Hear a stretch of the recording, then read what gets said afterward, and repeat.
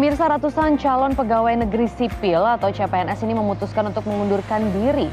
Hal itu pun menuai kontroversi di tengah masyarakat. Badan Kepegawaian Negara atau BKN mengungkapkan penyebab ratusan CPNS mengundurkan diri yang menyebabkan negara mengalami kerugian. Di antaranya karena merasa gaji dan tunjangan yang terlalu kecil setelah menjadi PNS. Kepala Biro Hukum Humas Kerjasama BKN, Satya Pratama, mengatakan ada CPNS yang kaget melihat gaji dan tunjangan PNS. Menurut mereka, besarannya tidak sesuai dengan ekspektasi. Pihak BKKN pun menyampaikan bahwa ratusan CPNS yang mengundurkan diri telah merugikan negara. Mereka pun terancam sanksi sesuai dengan aturan yang berlaku, mulai dari tidak boleh melamar pada penerimaan ASN untuk 1 periode berikutnya, hingga sanksi berupa denda yang berlaku di setiap instansi berkisar Rp25 juta hingga Rp100 juta. Berdasarkan data, ada 105 orang yang mengundurkan diri dari 112.514 orang peserta yang dinyatakan lulus seleksi CPNS 2021.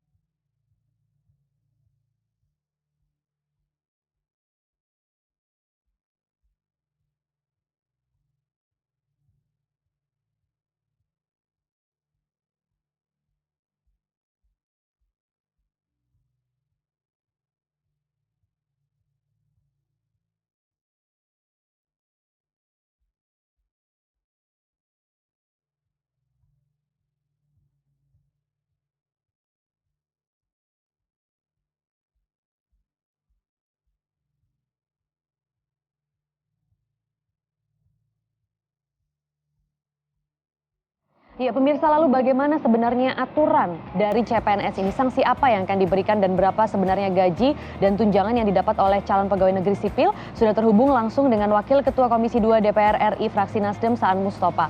Selamat pagi, Kang Saan. Bagaimana sebenarnya Komisi 2 DPR RI ini melihat kasus banyaknya CPNS yang mengundurkan diri dengan alasan gaji dan tunjangan yang tidak sesuai dengan ekspektasi? Ya, sebenarnya kan harusnya sebelum mereka mendaftarkan diri ya untuk ikut tes calon CPNS, apakah itu PNS ataupun ASN ya, apakah itu PNS atau P3K, kan mereka harus sudah tahu dari dulu ya PNS itu tunjangannya atau penghasilannya ya segitu. Jadi dan mereka juga harus tahu juga bahwa ketika menjadi ASN dalam hal PNS atau P3K itu kan bisa bersedia ditempatkan di mana saja. Jadi harusnya sebelum mereka mendaftarkan diri untuk ikut seleksi PNS, mereka sudah harus tahu posisi PNS itu seperti apa. Oke. Nah kalau mereka misalnya tiba-tiba mundur. Kang Saan, pertanyaan selanjutnya adalah kenapa seolah-olah mereka seperti tidak tahu begitu ya, kaget begitu kan katanya. Nah, apakah memang penyampaian menyeluruhnya ini ada permasalahan atau sosialisasinya kurang? Tapi nanti boleh dijawab setelah jeda terlebih dahulu ya Kang Saan. Kita harus ikuti headline news pukul 10 waktu Indonesia Barat. Jadi jangan kemana-mana pemirsa, tetaplah di Selamat Pagi Indonesia. Ya, kita masih berbincang dengan Wakil Ketua Komisi 2 DPR RI fraksi Nasdem, Saan Mustafa, mengenai mengapa ratusan CPNS ini akhirnya mendadak mundur. Kang Saan, kalau kita lanjutkan, ini sebenarnya mengapa seolah-olah ratusan CPNS tersebut itu tidak tahu mengenai gaji, tunjangan, ataupun masalah penempatan ini? Apakah memang ada permasalahan di sosialisasi ataukah mereka tidak diberitahu informasi yang lengkap sebelumnya? Ya, harusnya dari BKN ya juga memberikan informasi yang selengkap-lengkapnya sebelum proses penerimaan seleksi CPNS itu dilakukan. Jadi informasi itu terkait juga dengan posisi ketika mereka sudah menjadi PNS. Jadi dia misalnya gajinya berapa, tunjangannya berapa, tiap bulan mereka dapat beras berapa kilo, kan itu kan jelas ya, istilahnya ada lauk pauk dan sebagainya, tunjangan-tunjangan tadi. Dan yang kedua juga ketika mereka diterima, itu mereka bisa mau ditempatkan di mana saja karena tidak bisa menawar kan gitu. Jadi, nah kenapa? Karena menjadi PNS itu kan untuk waktu yang panjang. Sampai dia suatu ketika masuk dalam posisi yang tertinggi juga sebagai PNS. Nah, hal-hal seperti ini ke depan perlu misalnya BKN ini menyampaikan kepada calon peserta seleksi penerimaan CPNS ini. Jadi biar tidak ada kejadian seperti ini. Ini kan kejadian pertama ya, ada seratusan lah, 100 lebih ya. Mereka yang sudah diterima menjadi PNS, mereka mengundurkan diri. Dan tentu bukan hanya kerugian secara materi, tapi juga kan menutup peluang orang lain yang memang sangat berminat menjadi PNS.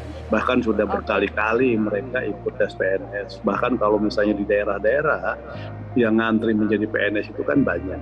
Jadi PNS ini kan masih menjadi prioritas bagi orang-orang di daerah untuk sebagai pekerjaan mereka kan itu. Jadi masih favorit lah untuk menjadi PNS itu, walaupun misalnya mereka menyadari dari sisi gaji, tunjangan, mungkin kalau misalnya dalam konteks hari ini kurang memadai, tapi mereka punya kepastian dan juga ini jangka panjang, bahkan jaminan hidup setelah selesai menjadi PNS mereka dapat pensiun dan sebagainya. Itulah kenapa PNS itu masih menjadi favorit, apalagi bagi orang-orang daerah. Nah, maka Kang yang Saan, kedua yang mundur ini sebenarnya informasi yang sebenarnya memang secara umum, secara general sudah diketahui begitu seharusnya. Kalau begitu sejauh ini Komisi 2 ini melihat apa sebenarnya yang salah di sini? Apakah tata kelola aparatur sipil negaranya kah atau memang personalnya dari CPNS-nya? Kalau menurut saya sih ini dari personal CPNS-nya. Jadi nanti bisa kita akan minta BKN untuk mendalami, untuk meneliti yang mundur ini latar belakangnya seperti apa kan itu. Jangan juga mereka hanya coba-coba kan mendaftar di CPNS diterima atau tidak, ternyata diterima. Kan sekarang kan gini, untuk menjadi ASN, kan itu relatif lebih transparan, lebih terbuka dan memberikan kesempatan terhadap siapa saja. Jadi seleksinya dari waktu ke waktu kan semakin baik. Nah, sehingga semua orang punya kesempatan yang sama. Kalau dulu mau jadi PNS itu kan susah. Jadi bahkan kadang ada nepotisme dan sebagainya. Kadang perlu bayar. Kalau sekarang kan enggak, semakin transparan.